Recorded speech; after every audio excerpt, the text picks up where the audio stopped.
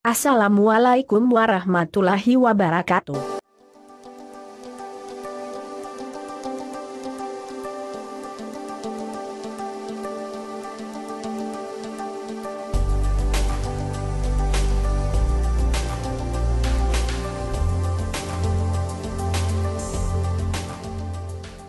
Selamat menyaksikan.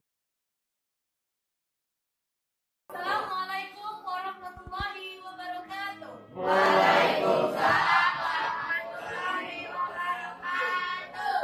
Yang terhormat Mayoritas selaku guru pembimbing pelajaran sejarah dan teman-teman yang berbahagia. Pertama dan utama, marilah kita panjatkan puja dan puji syukur kehadiran Allah Subhanahu wa Ta'ala yang telah melimpahkan rahmat dan karunia-Nya sehingga kita dapat berkumpul di kelas 10 MIPA 2.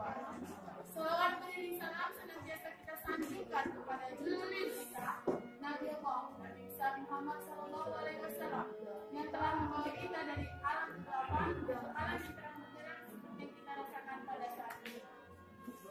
Berdirinya saya di sini adalah untuk memimpin jalannya acara presentasi kali ini. Untuk tertibnya acara presentasi kali ini, saya akan membacakan susunan acara, yaitu pertama pembukaan, kedua pengenalan kelompok, ketiga acara inti yaitu presentasi, keempat tanya jawab, dan yang terakhir penutup.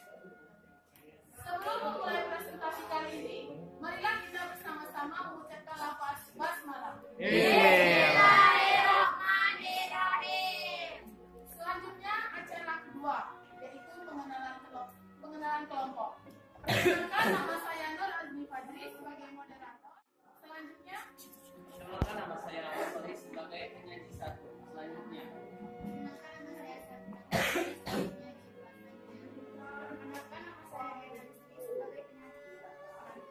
perkenalkan nama saya Fitriana Aziza sebagai penyaji 4. Selanjutnya, perkenalkan nama saya Muhammad Yafir Bagusya sebagai penyaji kelima. Selanjutnya, perkenalkan nama saya Siva Disa Fadila sebagai penyaji ke-6. Saya kembalikan ke moderator. Baiklah, itulah dia perkenalan dari kelompok kami. Sebelum masuk ke acara selanjutnya, marilah kita beri aplaus untuk diri kita semua. Selanjutnya kita masuk ke acara ketiga, yaitu acara ini adalah presentasi. Kepada penyanyi satu, saya persilahkan. wabarakatuh. Waalaikumsalam. Pertama, saya ucapkan terima kasih kepada moderator yang telah memberikan saya kesempatan untuk menjelaskan tentang itu bab 2 sejarah Indonesia, pedagang, penguasa dan pujangga pada masa klasik Hindu Buddha. Di sini saya akan menjelaskan tentang pengaruh budaya India. Di Indonesia merupakan salah satu negara yang akan kaya kekayaan alamnya, mulai dari rempah-rempah, tembaga, emas, dan lain sebagainya. Hal tersebut mengundang para negara-negara untuk masuk ke Indonesia untuk mengambil kekayaan yang ada di negeri Indonesia. Salah satunya yaitu negara India. Negara India ini membawa pengaruh yaitu kebudayaan Hindu dan Buddha ke Indonesia. Masuknya kebudayaan Hindu ke Indonesia melalui beberapa teori. Teori ini dijelaskan bahwasanya yang pertama yaitu teori Brahmana. Teori Brahmana ini adalah teori yang menjelaskan bahwasanya kebudayaan Hindu dan Buddha ini masuk dengan cara dari kelompok-kelompok Brahmana. Hal ini dibuktikan yaitu dari tulisan Sanskerta dan Pallava. Akan tetapi teori Brahmana ini mempunyai kekurangan, yaitu bahasa Sanskertanya kurang dimengerti oleh orang-orang Indonesia. Selanjutnya yaitu teori kesatria. Teori kesatria merupakan salah satu teori yang menyebabkan kebudayaan Hindu dan Buddha itu masuk ke Indonesia. Teori ini dijelaskan bahwasannya prajurit-prajurit India itu melarikan diri ke Indonesia dan membawa pengaruh kebudayaan Hindu dan Buddha. Majindan menjelaskan bahwasanya terpengaruh dari budaya India, yaitu Hindu dan Buddha yang dibawa oleh kelompok kesatria. Selanjutnya yaitu teori Waisa. Teori Waisa ini merupakan salah satu teori yang menyebabkan kebudayaan Hindu dan Buddha masuk ke Indonesia. Teori ini dibawa oleh para pedagang, khususnya pedagang dari India. Pedagang ini berlayar ke Indonesia untuk berdagang di Indonesia. Akan tetapi para pedagang ini berlayar itu tergantung dengan musim. Apabila musim angin itu telah tiba, tidak memungkinkan para orang-orang India itu langsung pergi kembali ke India. Akan tetapi orang India itu menetap, bahkan sampai melakukan perkawinan. Nah, di situ terjadinya akulturasi kebudayaan Hindu dan Buddha. Dari perkawinan, orang-orang India tersebut menyebarkan agama Hindu dan Buddha. Bagaimana kebudayaan Hindu dan Buddha? Selanjutnya yaitu teori arus balik. Teori arus balik ini dilakukan oleh orang Indonesia sendiri. Orang Indonesia pergi ke India mencari tentang apa saja kebudayaan Hindu dan Buddha itu, lalu mereka pulang mengajarkan atau menyebarkan kebudayaan Hindu dan Buddha. Teori ini sangat dipercaya oleh para pribumi-pribumi yang ada di Indonesia. Mereka dapat berakulturasi dengan kebudayaan Hindu dan Buddha tersebut.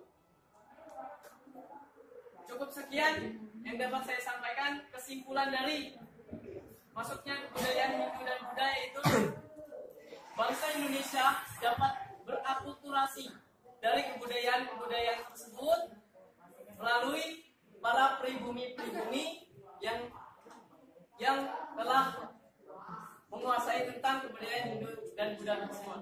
Saya akhiri. Wassalamualaikum warahmatullahi wabarakatuh. Saya kembalikan kepada moderator. Nah, presentasi kedua kepada penyaji dua, saya persilakan.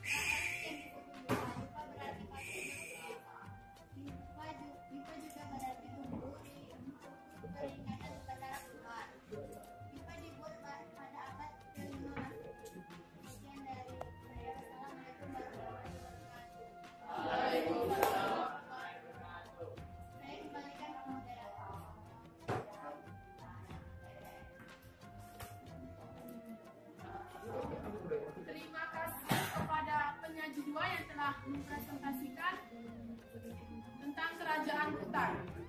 Masih semangat? Selanjutnya presentasi dari penyaji tiga. Kepada penyaji tiga saya persilakan.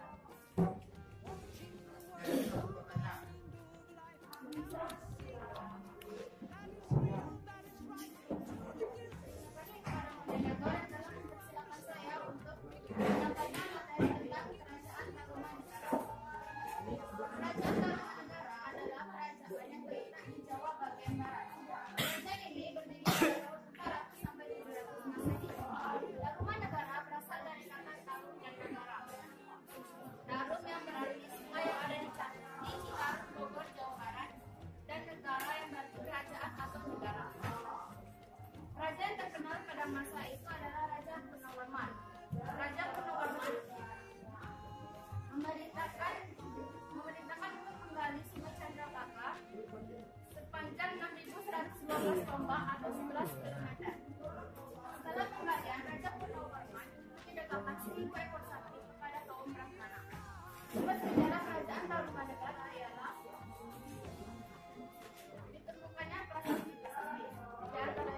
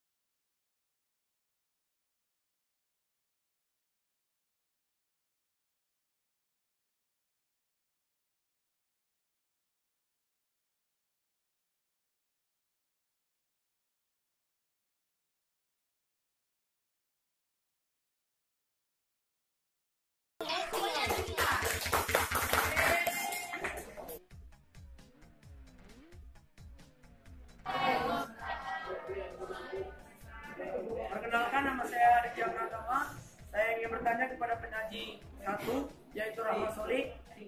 Bahasanya yaitu pedagang, penguasa dan pujangga pada masa klasik Hindu-Buddha.